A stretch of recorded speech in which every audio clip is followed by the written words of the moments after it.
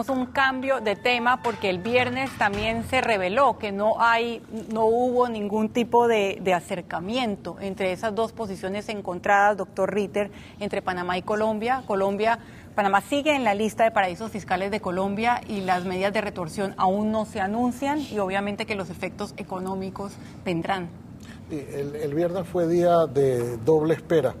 Por un lado se esperaba la comparecencia del magistrado Moncada a la audiencia y el resto de la ciudadanía esperaba el resultado de una reunión de casi 5 horas entre las dos ministras de Relaciones Exteriores.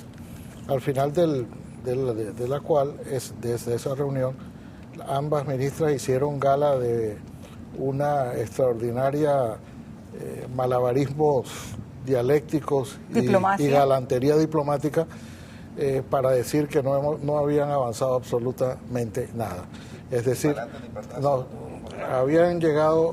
habían acordado firmemente seguir conversando.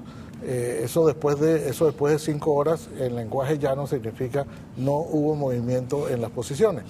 Y era previsible que eso iba a pasar porque la ministra de Relaciones Exteriores de Colombia, María Ángela Holguín, cuando salió de Bogotá, dijo no voy a ceder.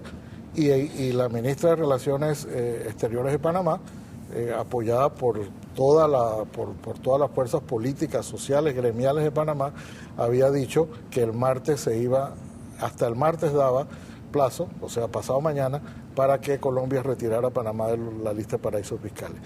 Evidentemente no podía haber allí ningún acuerdo, era un diálogo de sordos, pero yo desde el lado de Panamá, o analizando ambas posiciones, la prensa colombiana ha estado muy dividida. Tanto la prensa escrita como la prensa radial y televisiva ha estado muy dividida y yo diría que en alguna parte inclinada a favorecer la posición de Panamá y criticando la posición de su propio gobierno. Pero en contraste con eso, no hay en Panamá ninguna voz disidente que diga bien hecho que Colombia nos haya incluido en los paraísos fiscales. Todo lo contrario, ese resultado inédito que hubo, que los 9 expresidentes firmaron una carta conjunta o una declaración conjunta apoyando la posición que hasta este momento ha mantenido el gobierno para que Colombia nos retire de los paraísos fiscales. De manera que nosotros ahora solamente tenemos que aguardar cuáles van a ser esas medidas que el gobierno va a anunciar el martes como retorsión, o si no anuncia las medidas de retorsión, pero como respuesta a Colombia por la inclusión en las lista de paraísos fiscales y colocarnos así en igualdad de condiciones. Pues estamos en la lista de paraísos fiscales, pero también Colombia está al borde de recibir medidas de retorsión. Por lo menos nos coloca en igualdad de condiciones para una negociación.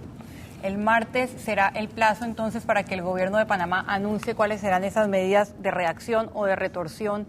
Señor Carlos Barzallo, la situación se ha agravado mucho más porque ya lo hemos comentado aquí en este programa con el doctor Ritter, el anticolombianismo en Panamá se ha exacerbado y con algo que parecía ya la tormenta perfecta, hubo un incidente grave donde resultó una persona muerta frente a la casa de la expresidenta Mireya Moscoso, un supuesto asalto o atentado contra el exministro de gobierno donde estaban implicados 2 colombianos. Uno simplemente tiene que entrar a las redes para sentir el odio abrumador que hay en este momento a la población colombiana.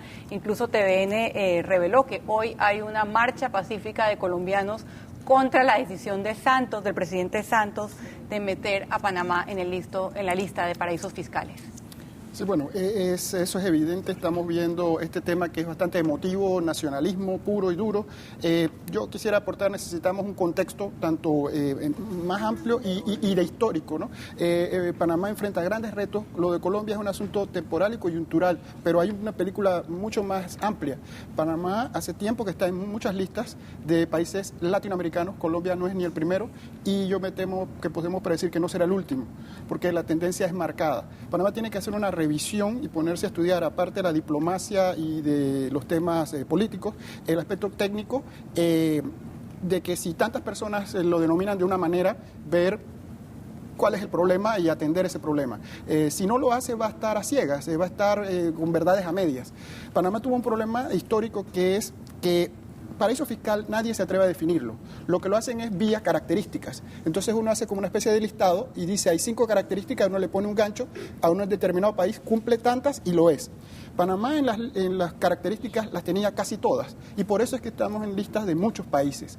Una de ellas, por ejemplo, es autopromocionarse como un paraíso. Si usted busca los documentos producidos por los panameños en los años 80, usted busca y dice, ¿cuáles son las ventajas del país? Estricto secreto bancario. Y segundo, no tenemos ningún tratado de intercambio de información con nadie. Eso era un motivo de orgullo. Pero eso era en los años 80 y su opinión sería muy, muy controversial. Sí, totalmente. Por eso lo invitamos. Todas las opiniones que yo creo que todas las opiniones que yo, claro que sí, que yo he escuchado son a la inversa, que Panamá no tiene absolutamente nada de paraíso fiscal. Sigamos y que el análisis. Eso que no teníamos en los 80 ha ido cambiando. Pero ¿cómo ha cambiado? Tenemos 20 tratados de doble tributación y 10 de intercambio de información. Pero la mayoría, o todos, no incluyen ningún país latinoamericano salvo México.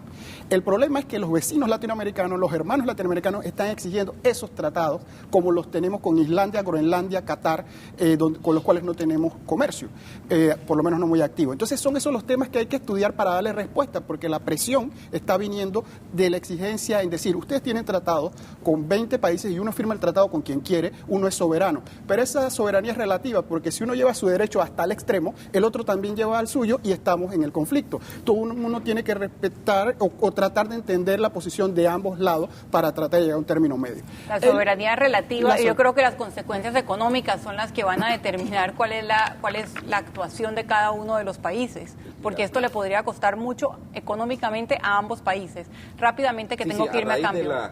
De la ley aquella que cambió nuestro sistema impositivo de territorial a universal, se formó un grupo denominado COSIP, que es el Consejo de los Servicios Internacionales de Panamá, a los cuales pertenece el colegio.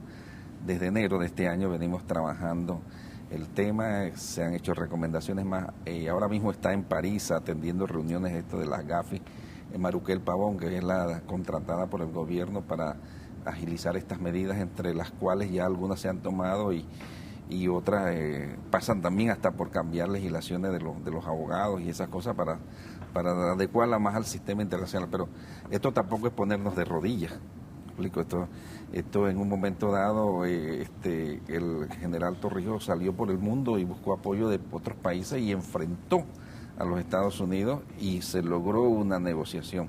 El colegio el viernes, casualmente, pero en medio de esto del caso Moncada, se perdió un poco, digo un poco porque hasta en Colombia tuvo repercusión el comunicado que firmó el colegio y salió en todos los medios en el día de ayer, en la cual nosotros le pedimos vehementemente al gobierno de Panamá que adopte medidas enérgicas y duras, porque en la medida en que sigamos en este jueguito de las negociaciones, como ustedes dicen, muy buena comida, buena conversación, pero el resultado es cero. Acordaron no acordar nada el viernes. Acordaron seguir tratando de acordar.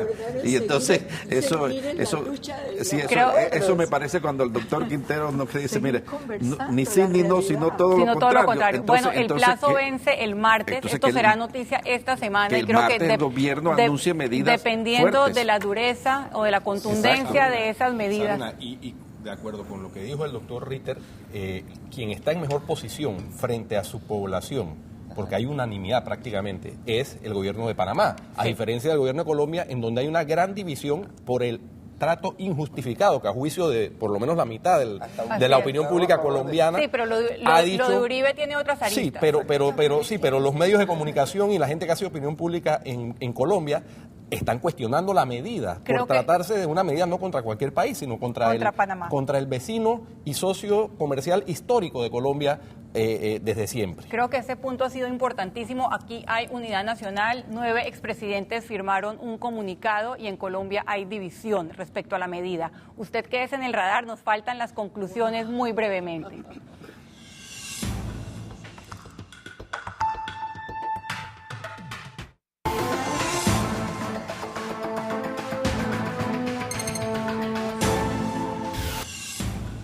Y como para unir todos los temas de los que hemos hablado, Hilde nos despide con esta caricatura en la que sale el magistrado Alejandro Moncada Luna con unas orejas de conejo parecidas, doctor Ritter, a las de María del Pilar Hurtado en su última aparición en Panamá. Ese es el símbolo, y ahí en Colombia en realidad se le dice a ella la conejita, precisamente por la foto que se publicó en Panamá de la fiesta en la que estuvo involucrado, de manera que los dos temas principales que hemos tocado hoy, que han sido los de, por supuesto, el de Alejandro Moncada y el de la relación con Colombia, las ha puesto como siempre con ese humor especial que caracteriza a Hilde, ha resumido 2 horas de debate entre 6 abogados en una magnífica caricatura. Y también la llamada de Sidney Citón, ahí está claramente resumida con la mano que pone las orejas al magistrado. Vamos a esperar mañana la comparecencia del magistrado a la Comisión de Credenciales y también el martes que se anuncien cuáles serán las medidas que tomará Panamá si permanece en la lista de paraísos fiscales de Colombia, y también la importante elección del próximo Contralor de la República y del Procurador. Del Procurador. Muchísimas gracias a todos, muchísimas gracias por su sintonía y a todos ustedes por acompañarme. Han sido un panel de lujo y que además me acompañó a madrugar este domingo en vivo. Hasta el próximo Radar.